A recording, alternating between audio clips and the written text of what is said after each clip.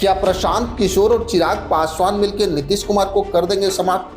प्रशांत किशोर का बयान क्या चिराग पासवान के पक्ष में आया या चिराग पासवान ने कर दिया नीतीश कुमार के खिलाफ बड़ी गोटी सेट?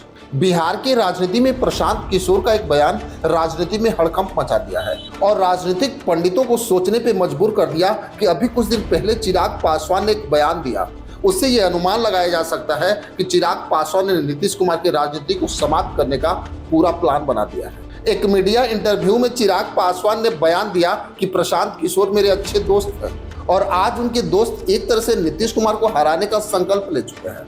अब तो राजनीतिक गलियारे में यह चर्चा होने लगी कि प्रशांत किशोर और चिराग पासवान के बीच कहीं अंडर टेबल डील तो नहीं चल रही है और अनुमान तो यह भी लगाया जा रहा है कि कहीं भाजपा भी इसमें शामिल तो नहीं है।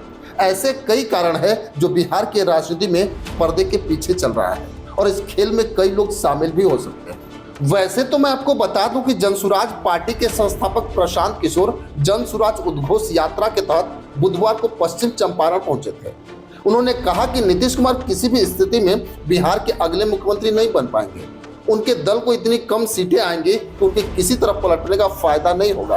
प्रशांत किशोर ने मीडिया से बातचीत में कहा कि प्रधानमंत्री नरेंद्र मोदी बिहार आने पे भले नीतीश कुमार को बिहार का लाडला मुख्यमंत्री बता रहे हैं, लेकिन मेरी अपील है कि अगली बार बिहार जब वो आए तो उन्हें यह घोषणा करनी चाहिए कि यह लाडले व्यक्ति ही अगले 5 वर्ष तक मुख्यमंत्री रहे। प्रशांत किशोर ने साफ शब्दों में कहा कि इस घोषणा के बाद भाजपा को चंपारण ही नहीं बिहार की कई सीटों पर हार का सामना करना पड़ेगा।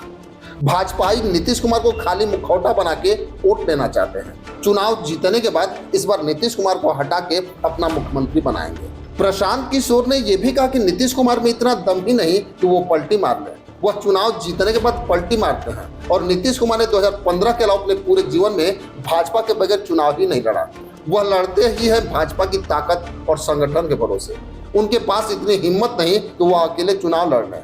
उनका इतिहास चुनाव लड़ने के बाद पलटी मारने का रहा है, लेकिन इस बार जनता भी मन बना के बैठी है कि उनके दल को इतनी कम सीटें आएंगी कि उनके किसी तरफ पलटने का कोई फायदा नहीं होगा और वो मुख्यमंत्री कभी नहीं बन पाएंगे। वैसे अगर देखा जाए तो प्रशांत किशोर के बयान से ये साफ हो गया कि वो पूरी तरह से केवल नीतीश कुमार को ही टारगेट कर रहे हैं और अब राजनीति में ये चर्चा होने लगी कि प्रशांत किशोर भी वही काम करने जा रहे हैं जो 2020 में चिराग पासवान ने किया था।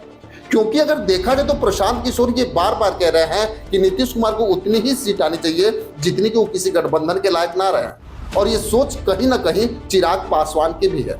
क्योंकि अगर विधानसभा चुनाव में चिराग पासवान को 35 सीट मिलती है और लोकसभा की तरह उनका प्रदर्शन अच्छा रहा तो फिर चिराग पासवान नीतीश कुमार के आमने सामने खड़े हो जाएंगे। वहीं जिस तरह से प्रशांत किशोर नीतीश कुमार पे हावी हैं, अगर वो नीतीश कुमार को केवल 2020 के विधानसभा चुनाव से 10 सीट भी हरा दे तो 30 सीट के आसपास नीतीश कुमार आ जाएंगे।